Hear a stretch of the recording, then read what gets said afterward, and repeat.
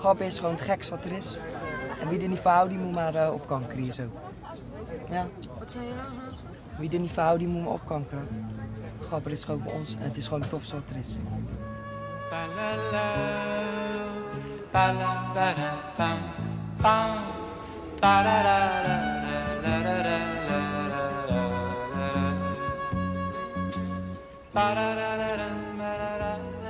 Wij waren Gabbers. De meeste van ons kwamen uit Rotterdam, waar de Gabberhaus geboren is. In de media werden we afgeschilderd als aan drugs verslaafde, kaalgeschoren mafkezen met idiote danspasjes in gekke trainingspakken. Nou ja, misschien was dat ook wel zo. Maar daar dachten wij anders over. Gabber gaf ons identiteit, plezier en kracht. Het waren de mooiste jaren van ons leven. En nou, jaren nadat Gabber is overleden, doen wij ons verhaal.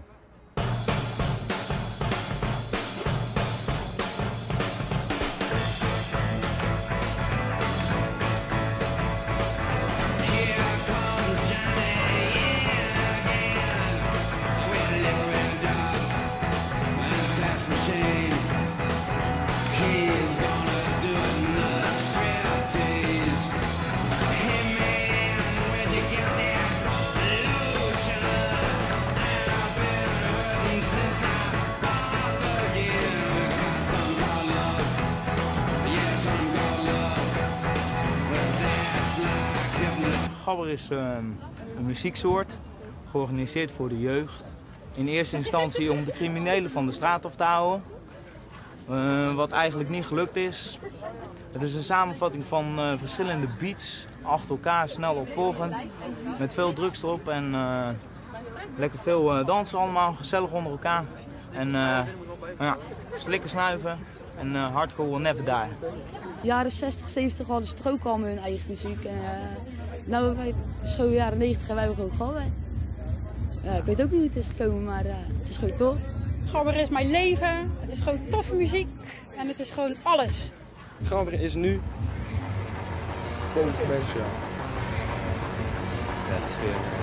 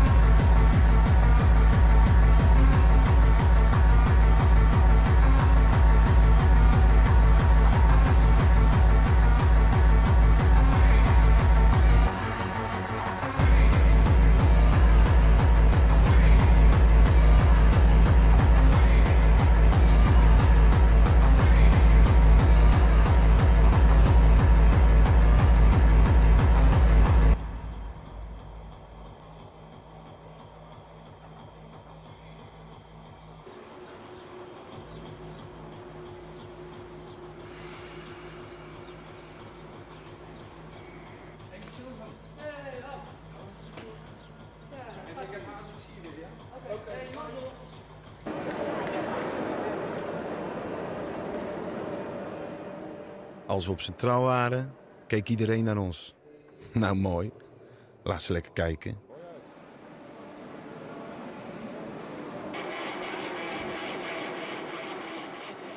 Centraal, ja, bij de kluisjes. Ja, ja. Altijd eventjes nog losgaan voordat je naar de energie al gaat. Ja, daar heb ik ook nog heel vaak gestaan, hoor. Dat was ook wel altijd tof. Daar kwam iedereen aan van de treinen. Maar dat was toch echt zo'n meeting point, hè? Ja.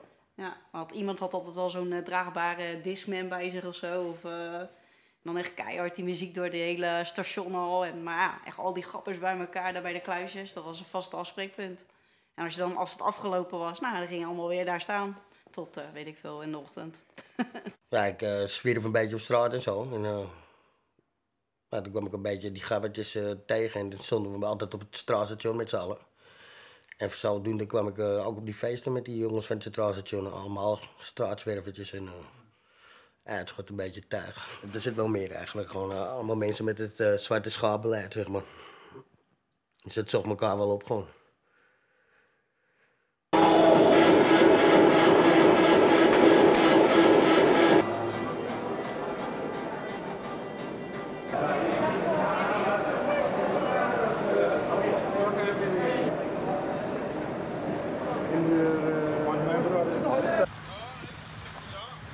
Nou, en vanaf het Centraal gingen we in een lange stoet naar de hal.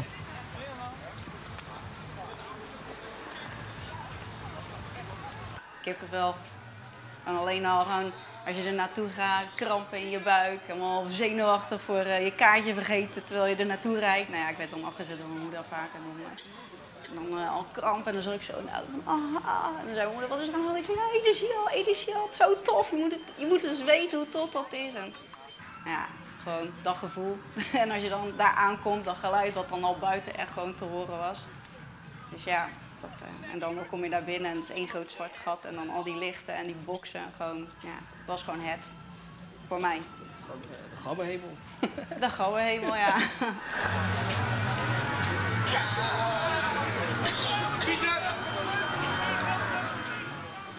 Ja, kijk, als je buiten was, dan hoorde je zeg maar al die ondefinieerbare bassen, weet je. En dan zat je al van, ah man, ik wil naar binnen. Maar dan had je eerst die rij nog en dan kwam je door die glazen deur en dan moest je langs die portieren waar je gefrisk werd en zo. Nou, en daarna kwam je uiteindelijk in een voorhalletje. Nou, dat was een tunnel. Nou, ja, die tunnel was echt gaaf. Want in die tunnel, hoe dichter je bij die hal kwam, hoe meer die muziek begon te vervormen. En dan ging het echt van... En uiteindelijk kwam je in die hal, jongen. Dat was kicken. Ik zat altijd vaak in die tunnel. Ik vond het geluid gewoon gaaf. En dan uiteindelijk door dat tunneltje, het was een soort een looptunneltje, een soort sluis. En dan kwam je in die hal. Helemaal aan het begin van de hal. Ja. Daar gebeurde het. Daar gebeurde het allemaal.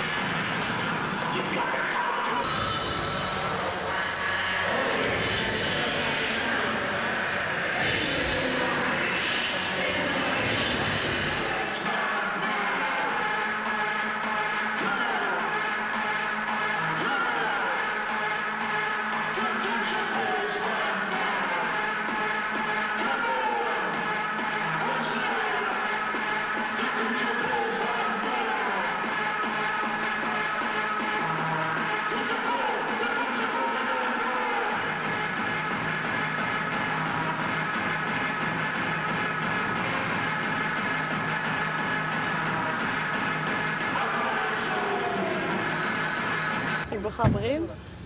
Zeg het eens mij. Ik ben Gabberin. Energie al was hemel op aarde, zeg maar. Dat was in die tijd.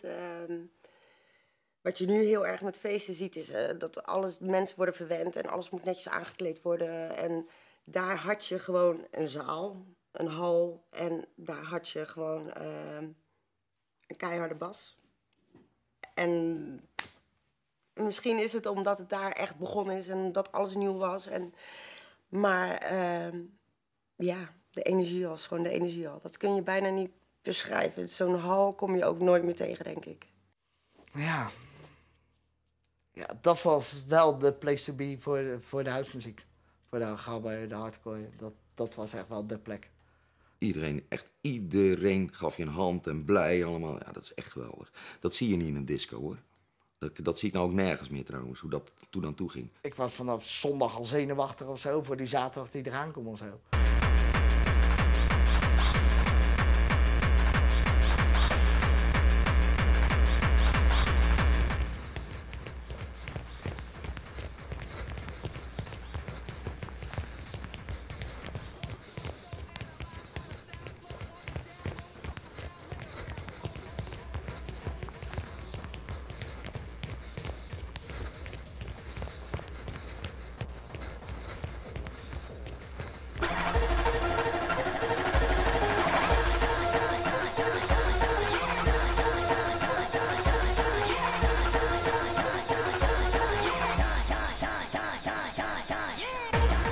Ja, niet om op te scheppen hoor.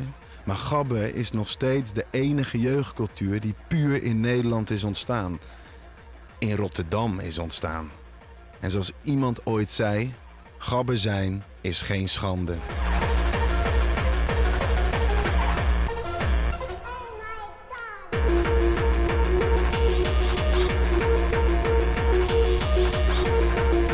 ja, wat deed je?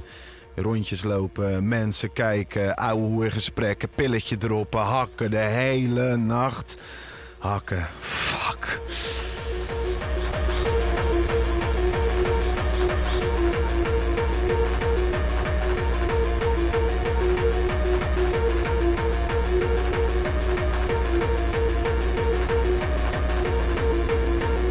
Het hakken.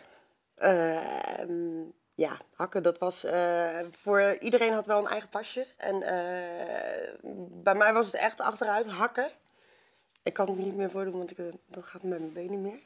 Maar het achteruit hakken, het was echt het stampen ervan. Gewoon echt op die bas, hoe sneller, hoe beter. Je bent gewoon bezig met de muziek en het dansen. En ja, als je een ander ziet die ook uit zijn bol aan het gaan is op zijn manier of haar manier, ja, dan is dat alleen maar tof. Geef je respect. Dat is je gevoel. Ik kan niks anders zeggen. En het gekke is, als ik die plaat weer hoor, doe ik precies hetzelfde. Op een heel ander feest. Dat is echt wel heel gek. Het is dat... Ja, ik ken niet, als iemand zegt zo en zo moet je het doen, dat kan ik niet. Je doet het puur op gevoel en ja, niks anders.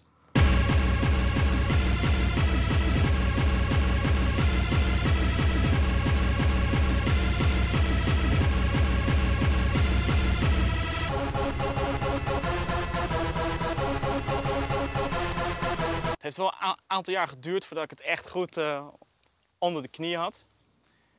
Maar ik ben nooit echt een danser geweest in die zin. Op zich dans ik wel op feesten. Echt tot spierpijn aan toe dat je echt met kramp in je kuiten naar de metro liep. Auw, haha, ja, het was een vet feest, auw. En ja, dat is leuk. Toen ging ik de slaapkamer van mijn ouders. Die hadden een hele spiegelwand. Dat was de kast. En met een radiootje erbij en een muziekje aanzetten. En dan ging ik in de spiegel kijken. En ja, maakte ik mijn eigen danspassen, zeg maar. Kun je die voordoen? Eerst had je, zeg maar, die Rotterdammers die deden meestal zo naar voren schoppen. Dat was gewoon die. Maar toen dacht ik van, ja, maar als ik hem nou door laat lopen en ik zet hem op de plek van die andere voet, dan komt hij als het ware daarachter. En dan stond je zo. Dat was hoe ik het dan in de spiegel zo deed. Ja.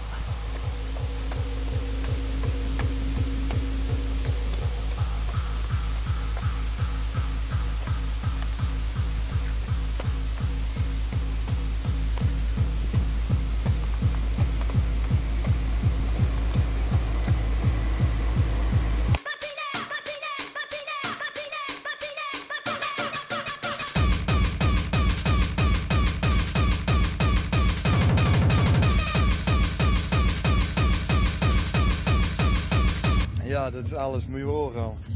Perfect. Lekker snel, sneller. Dat is het beste. En kaal, snel. Ik ben gewoon hoekt, weet je. Gewoon ieder weekend. Het is gewoon een verslaving. Je moet gewoon ieder weekend met house, anders word ik gek. Lekker al je frustratie eruit gooien in het weekend. Lekker losgaan. Ja hoor. Weet je wel hoe gezellig het binnen is? Weet je hoe tof dat is? Ja, jullie hebben allemaal toen jullie deze leeftijd ook iets gezocht wat erbij past.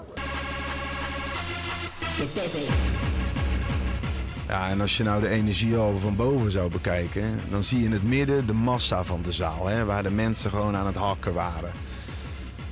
Ja, en dat je daar omheen was ook weer een ring van mensen en die waren gewoon rond aan het lopen. Hele nacht rondjes lopen.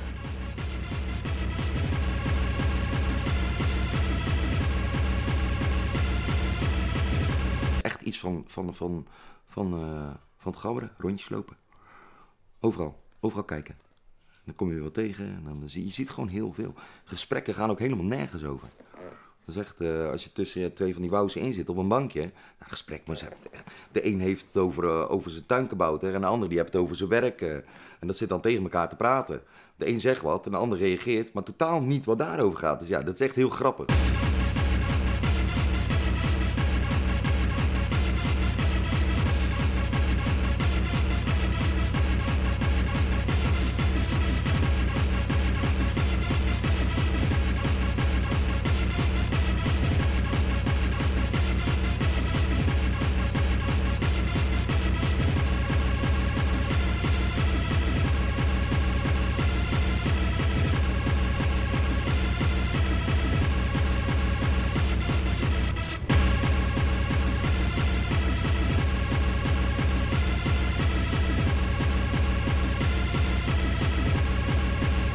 Ja, en daar had je dan nog een buitenkant.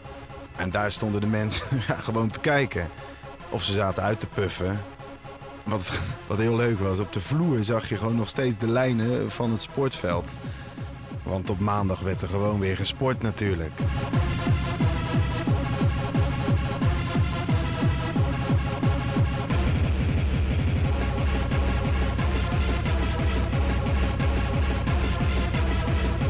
Nu ga ik naar Parkzicht. Nu gaan we naar het park. Lekker feesten. Nog even doorgaan. Ik zie mezelf binnenkort al op tv. Ja, mijn moeder ook. Kom bij hier. Maar zo.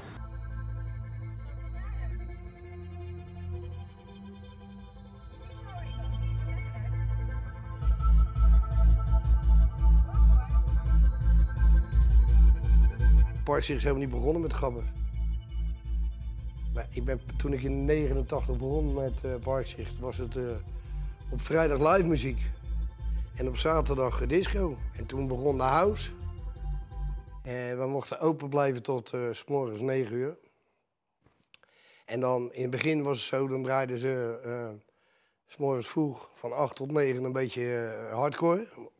Dat heette in het begin anders. En dat werd steeds vroeger. Dat werd vanaf 7 uur tot 9 uur, van 6 uur tot 9 uur. Ja, en op een gegeven moment liep die klok natuurlijk terug. Ja. Het werd ook heel erg populair toen.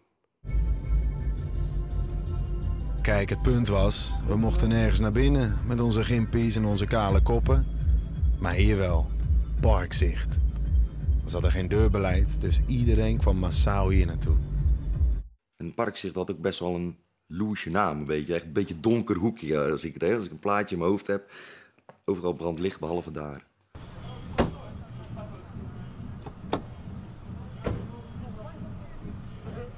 Wij kregen mensen uit Urk, uit Groningen, met een bus uit Engeland, met de trein uit Antwerpen. Die kwamen alleen maar om feest te vieren. Jongens uit Urk die kwamen zo van de boot af en die hadden een paling mee voor het personeel. Zo'n getrossen verse paling. En die gooiden ze dan neer bij mijn moeder stond aan de kassa. En die deelde die palingen uit en hun gingen van vrijdag tot zaterdag door feesten. En dan beginnen zondagsmorgens, moesten ze weer terug naar Urk, naar de kerk waarschijnlijk. Ja, die pastoor die zal raar op hebben gekeken natuurlijk als die binnenkwamen. Maar ja, het waren gewoon hartstikke leuke gasten.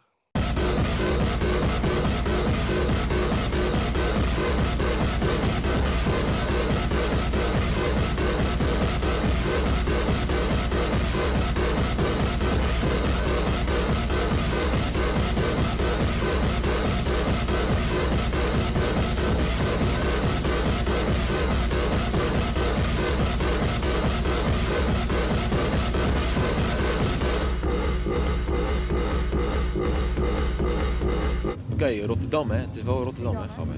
Is Gabber Rotterdam? Ja, de rest natuurlijk. niet. Komt van Rotterdam, toch? Het is alleen maar Rotterdam eigenlijk. Het is Parkzicht uitgevonden. Ietsje Rob het uitgevonden in Parkzicht. Dus Gabber is Rotterdams. Ik heb altijd de vrije hand gehad in Parkzicht en dat is 5 jaar lang zo gegaan. Het ging echt perfect allemaal. Ik kon doen wat ik wilde. Als ik ergens heen ging, ik ging naar Engeland, Duitsland, België. Dan hoorde ik muziek. En ik denk bij mezelf, die muziek moet ik hebben. En dat kwam er gewoon. Dat kwam gewoon in Parkzicht. En dat was gewoon zoeken naar een bepaalde weg. En als je die gevonden hebt en de mensen reageren daar goed op, dan moet je daar gewoon mee verder gaan.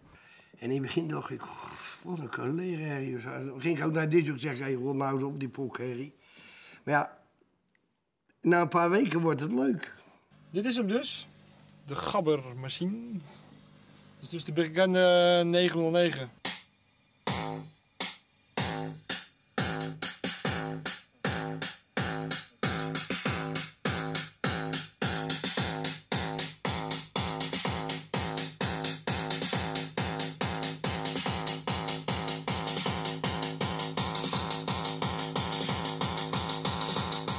Extreme sound, synthesizers, Juno 1's die je hoort langs scheuren, vliegtuigen die voorbij komen. Harde snares, bassdrum, die zeg maar dwars door je hoofd gaan. De meeste gabbers die houden van andere dingen, zoals andere mensen die houden alleen van de bas. De anderen van het ritme. Ik hou van hoge tonen. Daar krijg je dat vliegende effect van eigenlijk. Oh.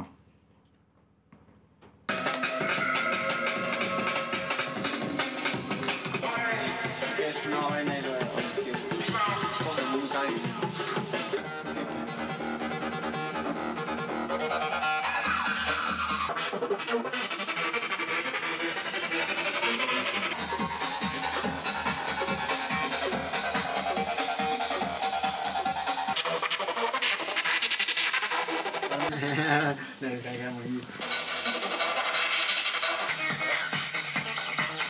De meeste mensen vinden het toch gewoon een klerenherrie.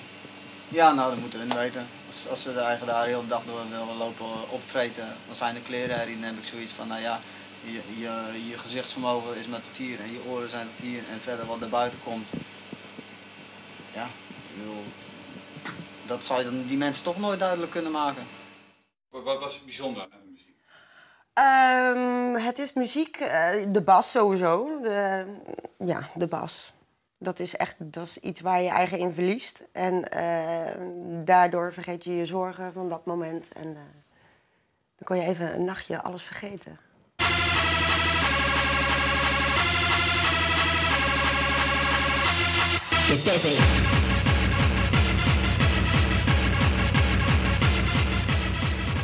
Weet je wat het mooie was? De muziek werd zo hard gedraaid dat de scheuren spontaan in de muren sprongen.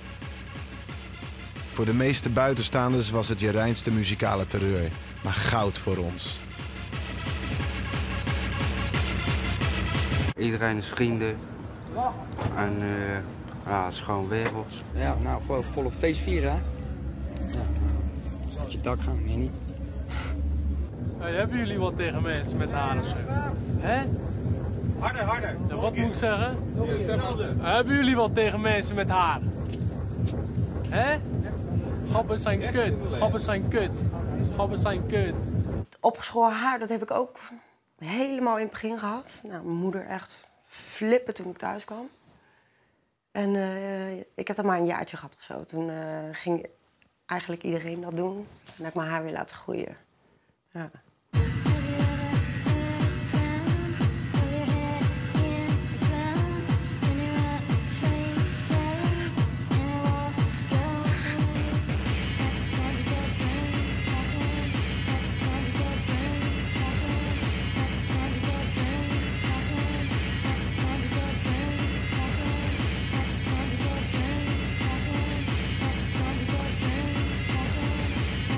Met een kaal hoofd, als je keihard staat te zweten, dan vloeit het er makkelijker af. En wat ik wel fijn vond zelf, was om een trainingsbroek te dragen. Omdat dat wat luchtiger was. Zodat je, ja, gewoon als je keihard stond te dansen, dat je er minder last van hebt. Van een trainings- of een spijkerbroek, die wordt nat en gaat strak zitten en dat is gewoon minder prettig. Nou, ik vind eigenlijk Gabber heeft niet echt een... wat het bepaald uitziet. De meeste kleden zich wel zo, gewoon met kaal en bommenjas en Oceaan en zo. Maar ja, ik bedoel, ik vind die gasten tussen lopen gewoon een super normale kleding en die gaan ook super veel parties en die zijn in principe nog meer Gabber als die mannetjes die er helemaal uitgedost bij lopen. Hoe ziet de Gabber eruit? Ja, meestal hetzelfde, hè? Spijkerbroekje, trainingsjackie, kale kop. Lekker aan wuizen in de nacht. Ja, bomberjackie aan, weet je wel. Nike sportschoentjes, sportsokkies. Gemiddelde Gabber. Oorbelletjes in zijn oren. Ja, alles was nieuw. Het was een hele happening. Je kijkt je ogen uit. Hoe mensen zich kleden, of hoe het eruit ziet. En al vrij snel werden dingen als trainingsjackies en sportschoenen als Nike en kale hoofden was al vrij snel was dat wel in. Ja, echt. I love it. Nou, dit is mijn derde Aussie. Dit is echt een Aussie die ik heb gekocht. Ik vond hem zo gaaf. Een beetje dat trippende van het ecstasy van vroeger natuurlijk. Dus daar, als je een beetje te lang naar kijkt, dan trip je al. Ik in ieder geval. Ik had echt een heleboel Aussies. Zo. Ik had een hele muur dat ik vol hangen.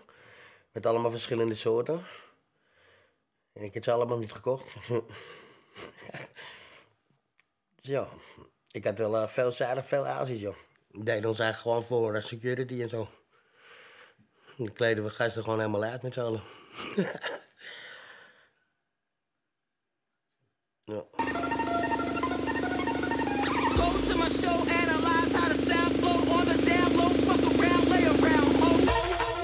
Mensen dachten vaak dat we armoezeis waren in die trainingspakken. Maar weet je wel wat het kost? Kijk, met een Aussie ben je iemand. En mensen dachten vaak dat Gabber één ding is of zo. Maar dan kijken ze niet goed. Al die Aussies en Cavello's, echt niemand is hetzelfde. En als je iemand met hetzelfde jasje zag, dan had je de week daarop meteen een nieuwe.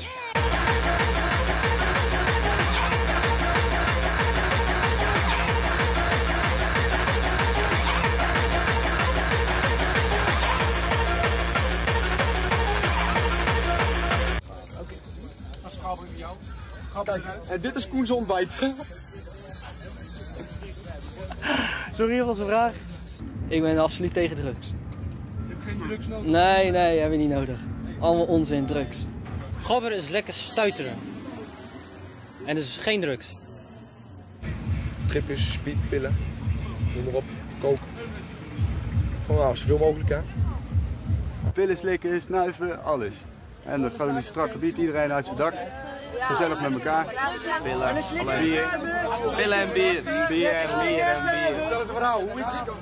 Lekker! Gewoon lachen met elkaar binnen, weet je. Alleen ja, iedereen zit op hetzelfde niveau door de drugs vaak. Maar ja, dat kan gebeuren, weet je. Maar Gabber hoeft niet kaal te zijn of zo. Het kan ook gewoon iemand zijn met haar op zijn kop of zo. Dat is ook gewoon gelul dat hij kaal moet zijn en weet ik niet wat. Dat is allemaal gewoon gezeik. En dat de agressie daar is, dat is ook gelul, want het is gezellig, hè. Dan als hij een paar duizend man op elkaar zet, die zuipen, want daar heb je veel meer ruzie. Dan als hij een paar duizend man op elkaar zet, die slikken en snuiven. Weet je, dus ja. Ja, ik slik, ja. Zie je dat niet? Nee, dat valt toch niet te zien, joh. Dat zie je toch niet? Ja. Wat ik nou op heb, ik heb duifjes op mijn playboytjes. Duifjes en playboytjes, ja. Ja, maakt toch niet uit, joh. Anders krijg je toch weer van die verhalen, weet je. Dus...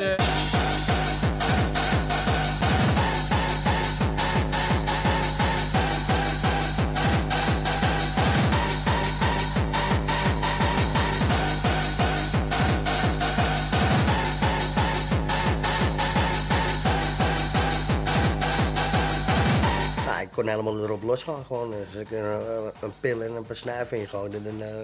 Dan kon ik gewoon echt helemaal losgaan. Dus ik heb alles vergeten. Keihard stampen. En, ja. En ook doorgaan, weet je. Dat vond ik nog het lekkerste van alles. Het duurde altijd lekker lang. Van eindeloos lang, van 10 tot 10.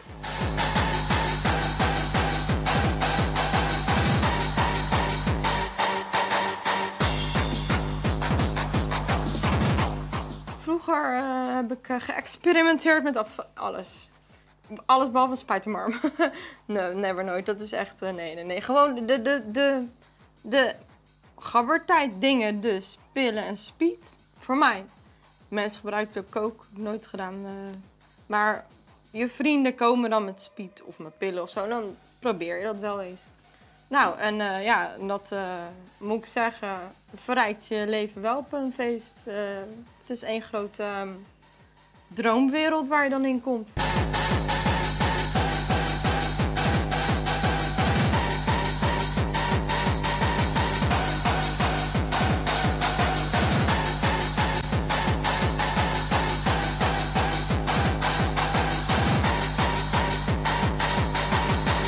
Voornaamst waren het toch wel de ecstasypillen eigenlijk.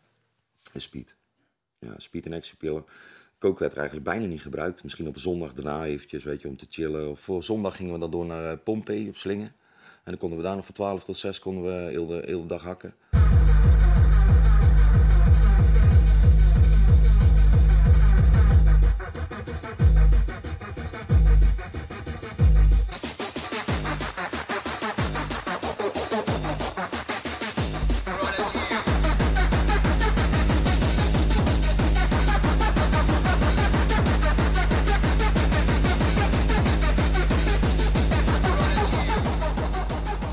Het was een klein jeugdhonk.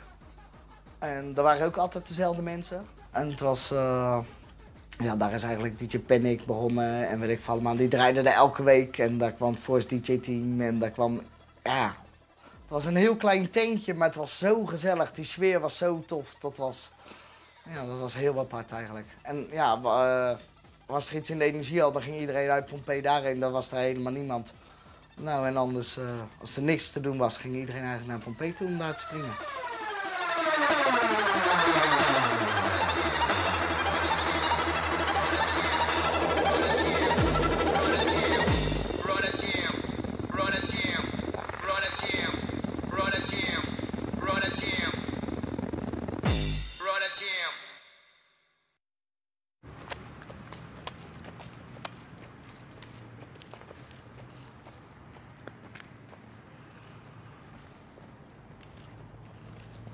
Gabber was je niet alleen in het weekend, maar ook door de weeks.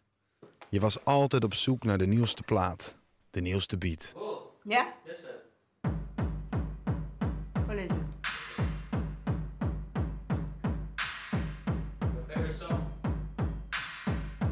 No.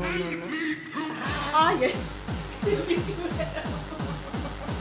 People say send me to hell. Let's joke.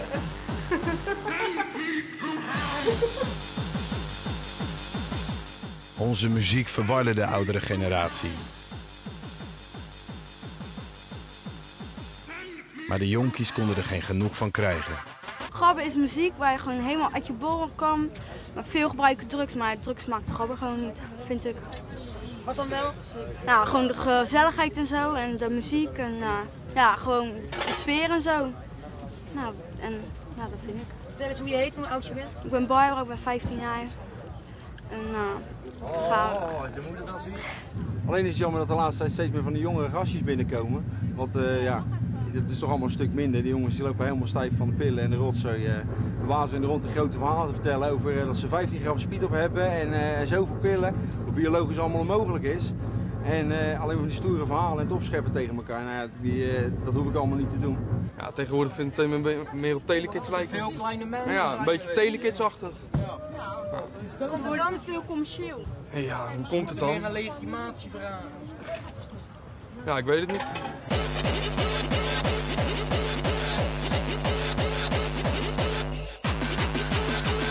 Ja, de commercie had uiteindelijk ook gabber ontdekt. Ongeloofwaardige artiesten maakten zogenaamd grappige parodieën op onze muziek. En het publiek werd ook steeds jonger. Van volwassenen, pubers en op een gegeven moment gewoon kleuters. Daar heb je gabbertje. Joh, flikker toch op. Je begon je te schamen voor je kale kop. Je liet je haar maar weer groeien, uit protest.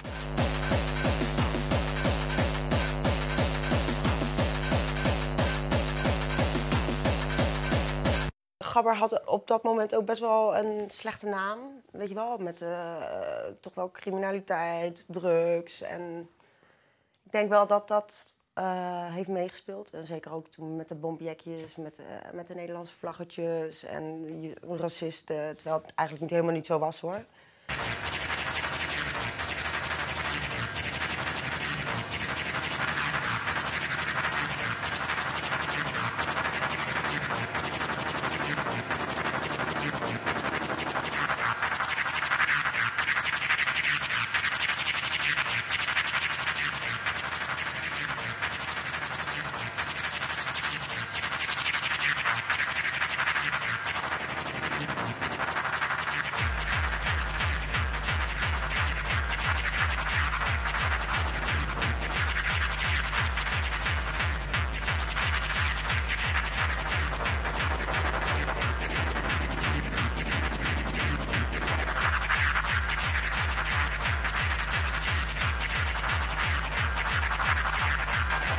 Er kwamen ook steeds meer foute figuren.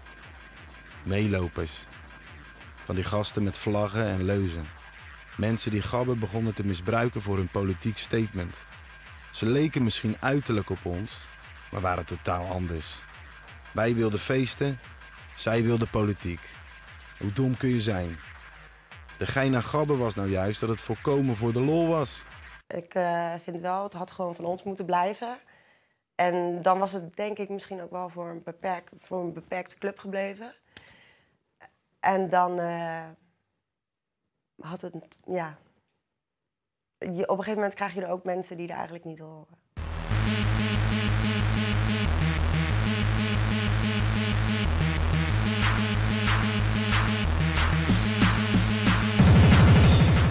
Ze konden lullen wat ze willen, dat het over was, dat de oude sfeer weg was. Maar ik bleef hakken. Ik had nog genoeg energie die eruit moest. Voor mij bleef het om de muziek gaan. Altijd.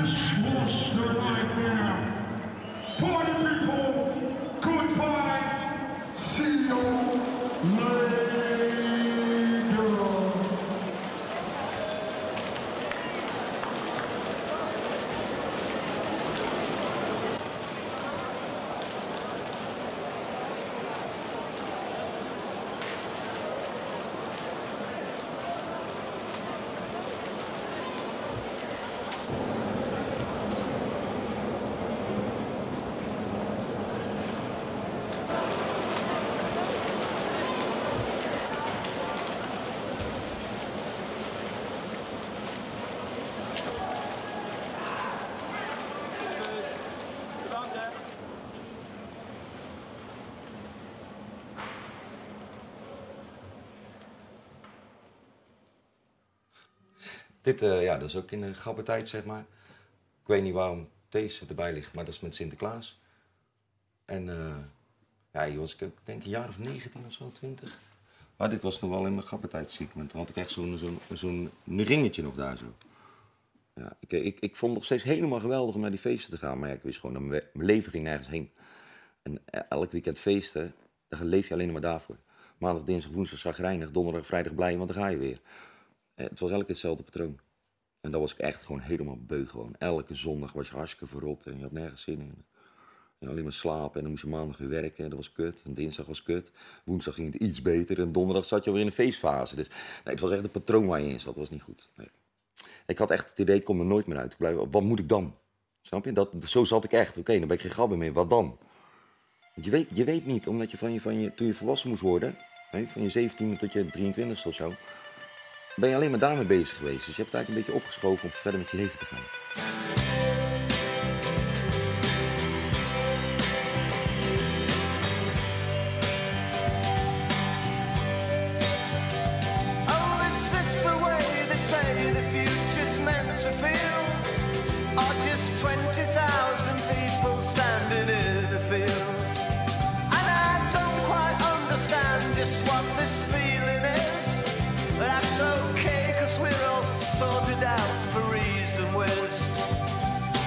Tell me when the spaceship lands, 'cause all this has just got to mean something.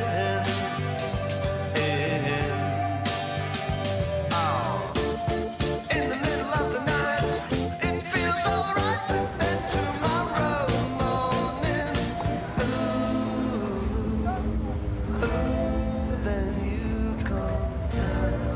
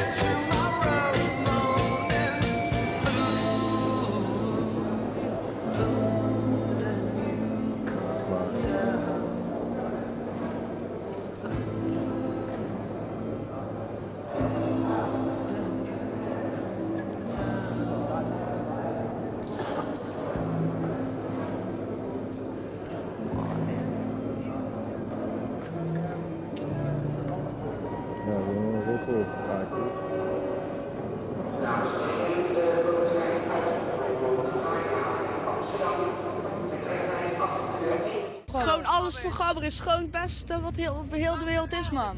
Ze lopen wel het beste wat ooit Ze lopen wel te ouwehoeren dat Gabber slecht is, maar dat komt gewoon alleen door de gasten die het er gewoon naar maken. En ze verbieden ook parties in de energie op. Dus ze gaan stoppen met parties in de energie op. Dat komt alleen door de gasten. Ja, het is gewoon bullshit dat energie al dicht gaat. Ja. Waar moeten we dan heen? Dan zitten we overal op straat. En dat zal de politie echt niet leuk vinden. Ja, wat moet je dan gaan doen? Ja, wat moesten we doen? Waar moesten we heen? In elk geval konden we niet meer naar de energiehal. Die werd afgebroken. Het symbool van Gabber. Gewoon gesloopt. Zonder pardon, zonder inspraak. heel veel mensen hebben wel een traantje gelaten toen het werd afgebroken. Ja, het is echt... als ik doodga, dan wil ik daar verstrooid worden. Ja, en later is er ook een parkeerplaats gekomen voor de Dierenhuidenblijdorp en er staat nou een hotel. Dus misschien waren het wel later andere plannen. En misschien wouden ze het ook niet meer in Rotterdam hebben. Maar het was toch iets, ja iets aparts misschien. Te apart. Ja, misschien wel te apart.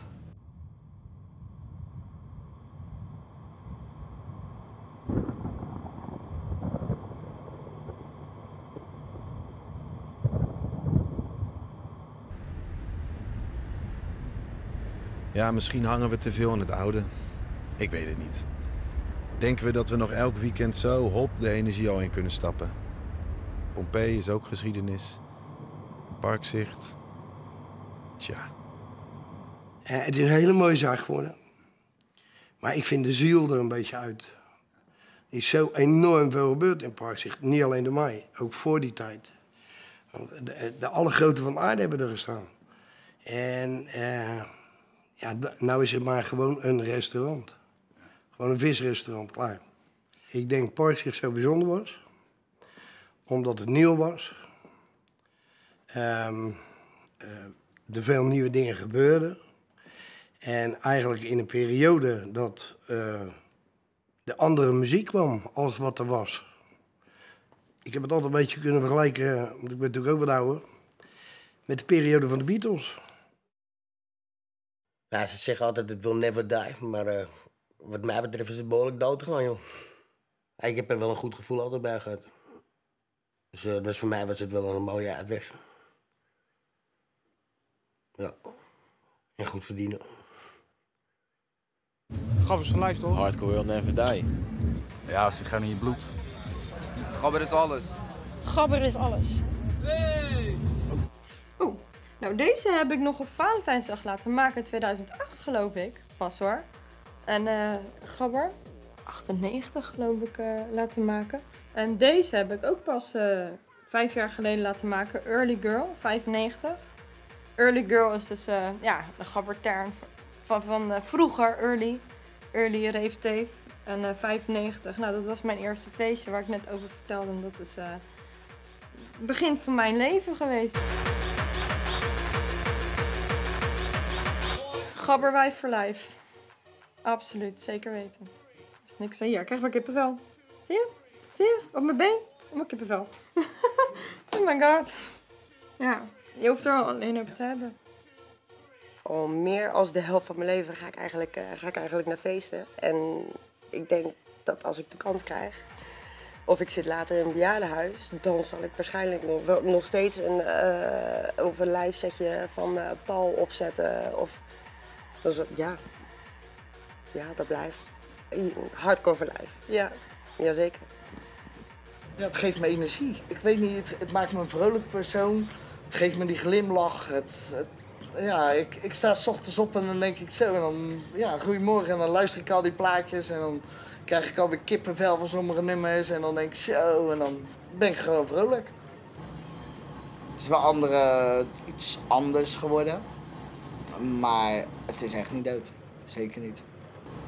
Ja, er zijn er toch echt wel heel veel mensen die er echt nog wel naar luisteren. Of die ervan genieten. Of nee, dat is zeker niet dood. Hardcore for life.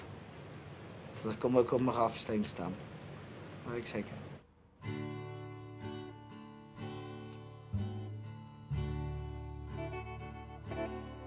If I should leave you, try to remember the good times. Warm days filled with sunshine. And just a little bit of rain.